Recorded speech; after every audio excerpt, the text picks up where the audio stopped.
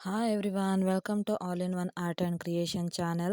ನನ್ನಿಂದ ಸಾಧ್ಯವೇ ಎಂಬ ಪ್ರಶ್ನೆಯನ್ನು ನನ್ನಿಂದ ಸಾಧ್ಯ ಎಂದು ಬದಲಾಯಿಸುವುದು ಯಶಸ್ಸಿನ ಮೊದಲ ಹೆಜ್ಜೆ. ಫ್ರೆಂಡ್ಸ್, ಇವತ್ತಿನ ವಿಡಿಯೋ ಸ್ಟಾರ್ಟ್ ಮಾಡೋಣ.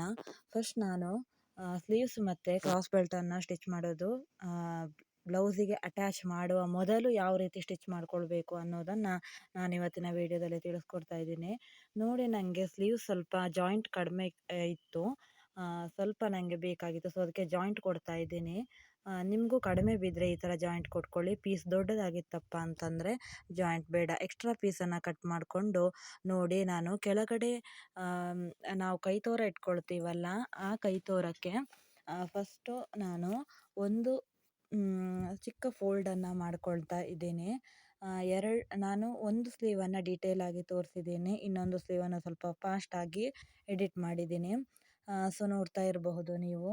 ನನಗೆ ಸ್ವಲ್ಪ ವಿಡಿಯೋ ಲೆಂತಿ ಆಗುತ್ತೆ ಅಂತ ನಾನು ಈ ಥರ ಮಾಡಿಕೊಂಡೆ. ಡೀಟೇಲ್ ಆಗಿ ಮಾತ್ರ ಹೇಳ್ಕೊಟ್ಟಿದ್ದೀನಿ. ಇದು ನಂತರ ಅದೆಷ್ಟು ಸ್ಟಿಚ್ ಮಾಡ್ಕೊಂಡು ಆದ ನಂತರ 1 ಇಂಚ್ ಆಗುವಷ್ಟು ನಾನು ಮಡಚ್ಕೊಂಡು ಸ್ವಲ್ಪ ದೊಡ್ಡದಾಗಿ ಸ್ಟಿಚ್ ಮಾಡ್ಕೊಂಡಿದ್ದೀನಿ. ದೊಡ್ಡ ಸ್ಟಿಚ್ ಯಾಕೆ ಇಟ್ಕೊಂಡಿದ್ದೀನಿ ಅಪ್ಪ ಅಂತಂದರೆ, ನಾನು ಇದಕ್ಕೆ ಹೆಮ್ಮಿಂಗ್ ಮಾಡಬೇಕಿದ್ರೆ ನಂತರ ಹೆಮ್ಮಿಂಗ್ ಮಾಡಿ ಆದ ನಂತರ ಈ ಸ್ಟಿಚ್ಚನ್ನು ರಿಮೂವ್ ಮಾಡ್ಕೊಳ್ತೀನಿ. ನನಗೆ ತೆಗಿಲಿಕ್ಕೆ ಈಸಿ ಆಗಲಿ ಅಂತ ನಾನು ದೊಡ್ಡ ಸ್ಟಿಚ್ಚನ್ನು ಇಟ್ಕೊಳ್ತೀನಿ. ನೀವು ಹಾಗೆ ಇಟ್ಕೊಳ್ಳಿ. ನಂತರ ನಾನು ಸ್ಲೀವ್ಸ್ ಇಲ್ಲಿಗೆ ರೆಡಿ ಆಯಿತು.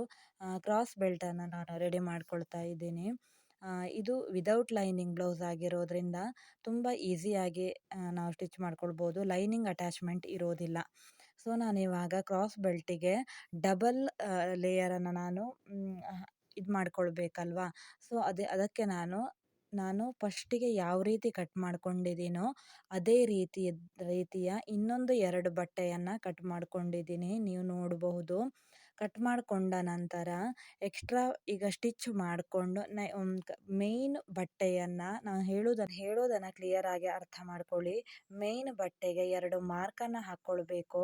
ನಂತರ ಮಾರ್ಕ್ ಇದ್ದದ್ದು ಒಂದು, ನಂತರ ನೀವು ಕಟ್ ಮಾಡ್ಕೊಂಡಿದ್ದದ್ದು ಇನ್ನೊಂದು ಬಟ್ಟೆಯನ್ನು ಇಟ್ಕೊಂಡು ನೀವು ಸ್ಟಿಚ್ ಮಾಡ್ಕೊಳ್ಬೇಕು. ನಂತರ ಮಾರ್ಕ್ ಮಾಡಿ ಇಟ್ಕೊಂಡ ಅಪೋಸಿಟ್ ಸೈಡು ಮೇಲ್ಗಡೆಯಿಂದ ನೀವು ಸ್ಟಿಚ್ಚನ್ನು ಹಾಕ್ಕೊಳ್ಬೇಕು.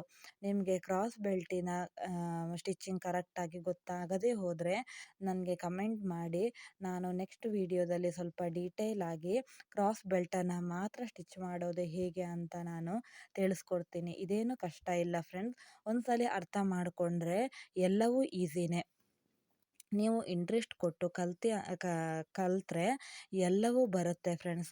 ನಾನು ಮೊದಲೆಲ್ಲ ಬರ್ತಿರಲಿಲ್ಲ ನನಗೂ ನೀಟಾಗಿ. ನಂತರ ಪ್ರಾಕ್ಟೀಸ್ ಮಾಡಿ ಈಗ ನೀಟಾಗಿ ಬರುತ್ತೆ. ನೋಡಿ, ಈ ಥರ ಮೇಲ್ಗಡೆಯಿಂದ ಒಂದು ಸ್ಟಿಚ್ಚನ್ನು ಹಾಕ್ಕೊಂಡಿದ್ದೀನಿ.